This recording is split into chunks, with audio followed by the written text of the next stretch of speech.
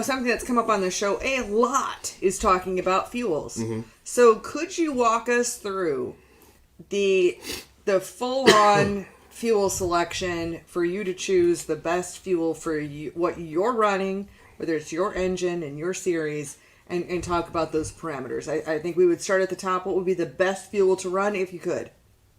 Methanol. Methanol. If you could. Right. Yeah, I mean, and you can in certain areas of the country. After that, then what would be next on your list? E85 or CHP, probably. CHP would be like the gas version, yes. Yeah, yeah. And then where would you go from there? Nowhere. Okay. Well, again, you're talking about rules.